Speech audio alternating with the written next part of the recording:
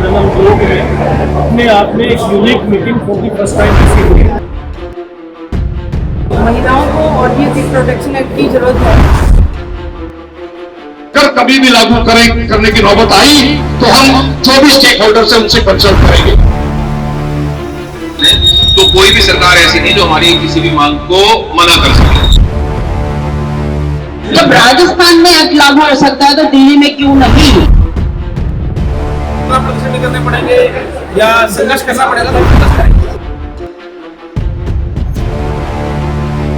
दिल्ली के 30 हजारी कोर्ट के गजानन ब्लॉक में वकीलों की एक बड़ी सभा का आयोजन किया गया, जिसमें वकीलों की सुरक्षा का मुद्दा अहम रहा। नमस्कार, आप देख रहे हैं हेडलाइंस लाइव न्यूज और मैं हूं आपके साथ मोहम्मद रफी। दिल्ली के लॉ एंड ऑर्डर को देखते हुए साफ नजर आ रहा है कि दिल्ली की आम जनता के मन से कानून का डर यानी भय निकल गया है, जिस कारण आज आम जनता ही नहीं बल्कि वकीलों को भी अपनी सुरक्षा खतरे में नजर आ रही है। खास तौर पर खतरे की शुरुआत जब हो जाती है जब जिसमें दूसरे पक्ष का क्लाइंट दबंग होने के बावजूद अपने को हारा हुआ पाता है, तब एक वकील को देख लूंगा वाले डायलॉग से गुजरना पड़ता है। यह एक वो समय होता है जब वकील अपने पक्ष के लिए थाने में उसकी शिकायत दर्ज कराने या उसके बचाव के लिए थाने जाता है और तब पुलिस का रवैया एक वकील के प्रति पीड़ित की तरह होता है। तब एक वकील को एक बड़े चैलेंज का सामना करना पड़ता है, जिसमें वकील की सुरक्षा और उसकी मानहानि दांव पर लग जाती है। तब वह वकील अपने को ठगा सा महसूस करता है। आइए जानते हैं कि एडवोकेट प्रोटेक्शन एक्ट को लेकर आज की इस मीटिंग में मौजूद बार और एसोसिएशन के लोगों ने क्या कहा। 20 हजारी के प्रांगण में बदनम ब्लॉक में अपने आप में एक unique meeting for the first time ऐसी हुई, जिसके अंदर हमने सभी वकील भाइयों की लंबे समय से उनकी समस्याएं की प्रोटेक्शन के लिए, प्रोटेक्शन में कई चीज़ें इन्वॉल्व होती है। फिजिकल प्रोटेक्शन है, सोशल प्रोटेक्शन है, इकोनॉमिक प्रोटेक्शन है, लीगल प्रोटेक्शन है, उनका डिग्निटी प्रोटेक्शन है। उन सभी मुद्दों पर विस्तार से चर्चा हुई, सभी भाइयों ने अपने विचार रखे। इससे पहले भी हमने कोऑर्डिनेशन कमेटी के साथ ऐसी मीटिंग्स की थी। एक बिल ड्राफ्ट किया है जो गवर्नमेंट को ऑलरेडी सबमिटेड है, उसमें जो जो संशोधन की गुंजाइश होगी आज की मीटिंग्स में जो पॉइंट आए हैं हम सरकार से उठाएंगे और बहुत जल्दी ये प्रोटेक्शन एक्ट दिल्ली के अंदर लागू हो जाएगा। मेरे साथ मौजूद हैं जिन्होंने आज के प्रोग्राम को, आज की मीटिंग को ऑर्गेनाइज किया था। सर, एक तो मेरा सवाल ये कि आज की जो आपने मीटिंग को ऑर्गेनाइज किया जिसके अंदर कई सारे पॉजिटिव नेगेटिव तमाम तरह के विचार निकल कर आए, क्या लगता है कि आज की मीटिंग में आप कितना इसको सफलता देख रहे हैं और क्या निकल कर आता है कि क्या वाकई में ही एडवोकेट प्रोटेक्शन एक्ट को आ जाना चाहिए? जहाँ तक बात सफलता की है तो आज समय की जरूरत है। एडवोकेट्स को भी एक इंसान है, ठीक है, हमारा काम लीगल प्रोफेशन का है, हम लोगों को लीगल प्रोटेक्शन देते हैं, मगर हम भी पार्ट ऑफ द सोसाइटी हैं, एडवोकेट भी पार्ट ऑफ द सोसाइटी है, तो उनको भी लीगल प्रोटेक्शन चाहिए। हमारी फैमिलीज भी हैं, इंडिविजुअल कैपेसिटी में भी कई बार हमें रात रात थाने भी जाना पड़ता है, रात के 2 भी बज जाते हैं थाने में, बाहर भी जाते हैं, तो एक क्रिमिनल के साथ जाएंगे तो दूसरा उसका गैंग का अगेंस्ट भी होता है, तो उसके साथ हम उसके भी तो दुश्मन हो गए।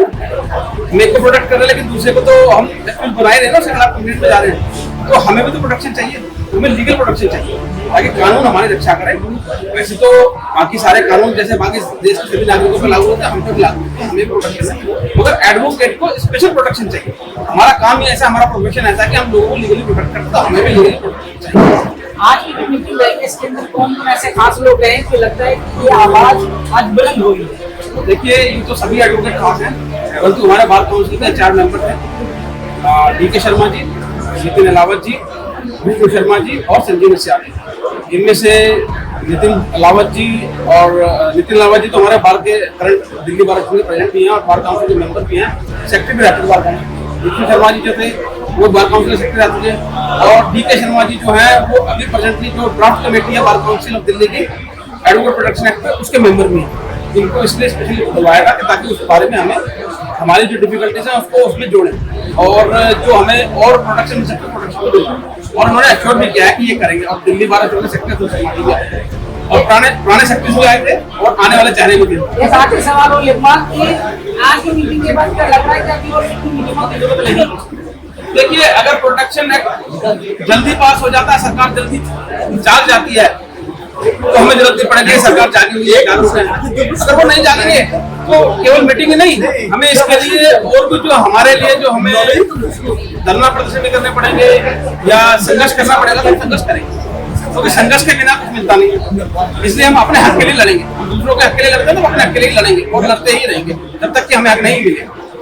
मैं अपने दर्शकों को बताना चाहता हूं कि जिस तरह से एडवोकेट प्रोटेक्शन एक्ट जो राजस्थान में आया उसके बाद पूरे देश में कहीं ना कहीं चिंगारी का काम किया है।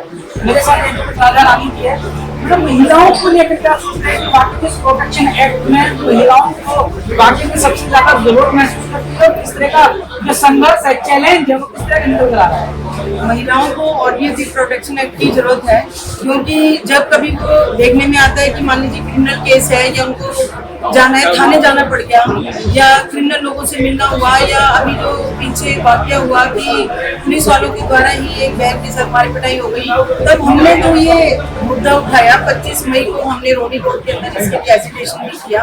तो महिलाओं को तो और भी अधिक आवश्यकता है, क्योंकि वो सदा ही सम्माननीय रही है, आदरणीय रही है, ऊंचे रही है, तो मात्र जो शक्ति है उसको सदा ही सराहा गया है।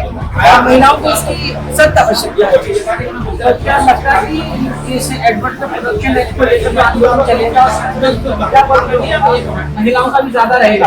बिल्कुल रहेगा। हमने जो ये मुहिम जारी की थी, तो हमने 2 अप्रैल से शुरू की थी, रोनी कोर्ट से ही शुरू की थी और उसके बाद में हमने रोनी कोर्ट से ही और अपने साथियों को लेकर के पहली मीटिंग शुरू की थी और उसके बाद में आज की तीसरी मीटिंग है। हमने ये मुहिम जारी की है, उसमें महिलाएं भी शामिल हैं और पुरुष जो वकील हैं, अधिवक्ता, वो भी शामिल हैं, सभी मिलजुल के, क्योंकि एकजुटता के बिना तो किसी हम आंदोलन शुरू करें या उसके अंजाम को प्राप्त करने के बारे में सोचें तो मुश्किल होगा। तो यही है, आज भी मुद्दा यही रहा कि सबकी एकजुटता होनी बहुत ज्यादा जरूरी है और जब सब मिलके आवाज उठाएंगे तो जरूरी है कि ये कान तक सरकार की पहुंचेगी और जल्दी ही ये जो एक्ट है वो पास कर दिया जाएगा।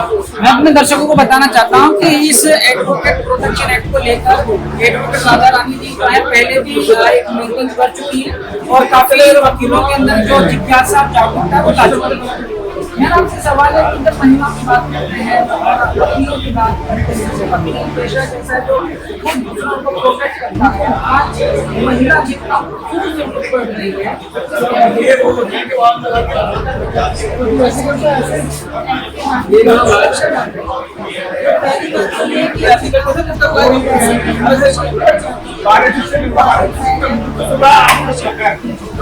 इसी तरीके से हम एडवोकेसी में जो शिक्षा मांगते हैं यहाँ से वाली हम इसलिए कह रहे हैं कि महिलाओं को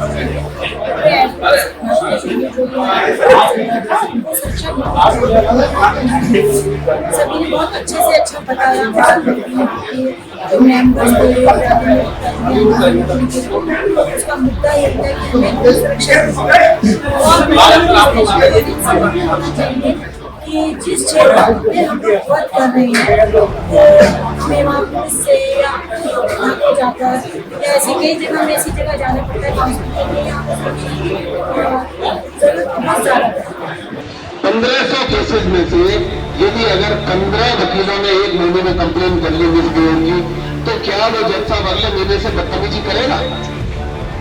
आप लोग अपनी ताकत ही नहीं समझ रहे। आप लोग ये समझ ही नहीं रहे कि अगर जिस महीने में 1500 केसेस सुनने वाला जज 15 अगर कंप्लेन चली गई हाई कोर्ट में, मैं आपको ये विश्वास दिलाता हूँ, आपको ये करने की जरूरत नहीं। बार काउंसिल को कॉपी दीजिए, बार एसोसिएशन को कॉपी दीजिए, अगले महीने से गारंटी के साथ कहता हूँ कि किसी भी तरीके से वो जज बदतमीजी नहीं करेगा। मैं भी कहना चाहूंगी कि ये सभाएं होती रहनी चाहिए। इस तरीके की छोटी छोटी सभाएं होंगी तो हमारी आवाज सरकार तक पहुंचेगी और हमें जरूर हमारा प्रोटेक्शन एक्ट मिलेगा। हम एडवोकेट्स के लिए ये बहुत जरूरी है। हम बहुत हमेशा हमें ये दिमाग में डर होता है, थ्रेट होता है, स्पेशली क्रिमिनल लॉयर्स के बीच में, कि कहीं एक्यूज हमारे को अटैक ना कर दे। और प्रधान दोनों कहीं सोचो, आराम से कर लोगे, नहीं करने देंगे। 10 बारी सुनोगे बातें, सुननी पड़ेगी, हम सुनाएंगे। हल्का सा टेढ़ा चलते नजर आओगे, सीधा भी करेंगे हम। उसका रिप्रेजेंटेशन एलजी तक या चीफ मिनिस्टर तक जा चुका है। बिल की प्रिपरेशन के लिए बार काउंसिल ऑलरेडी तैयार है और उसके लिए कमेटी बन चुकी है। बार काउंसिल ऑफ इंडिया ने उसके रिगार्डिंग ऑलरेडी एक रिकमेंडेशन दी है और एक ड्राफ्ट बिल दे दिया, यानी कि काम ऐसा नहीं है कि उस पर काम नहीं हो रहा है, लीडरशिप ना सोच रही ना काम कर रही। तो इसलिए ये चिंता कि हमारी लीडरशिप काम नहीं करती या इस पर नहीं सोच रही, मेरा मानना व्यर्थ है। में आज एडवोकेट प्रोटेक्शन एक्ट की आवाज़ उठानी पड़ रही है, तो कहीं ना कहीं हमारी कमजोरी है, हमारे में कमी है, इस कारण से हमें आवाज़ उठानी पड़ रही है।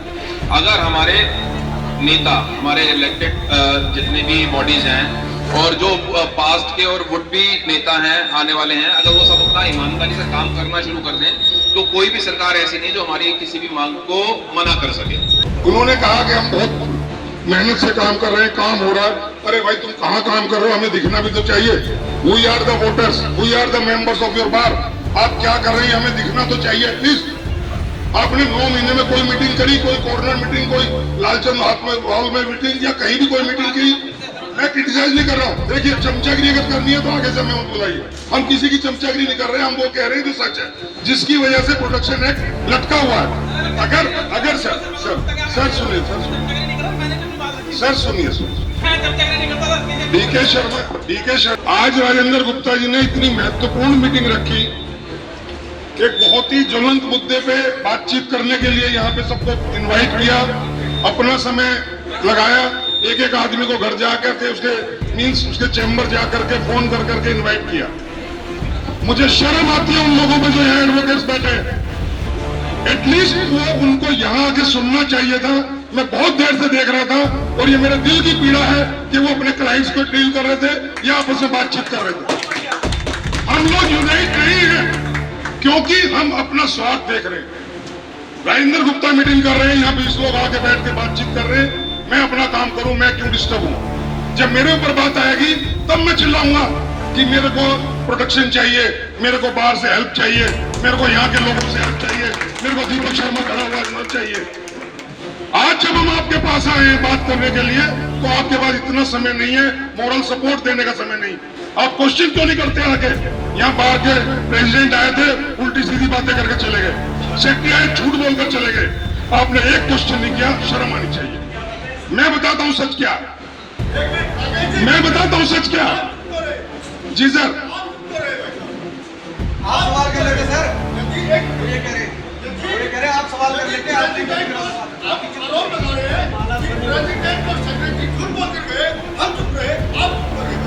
जी बता रहा, आ रहा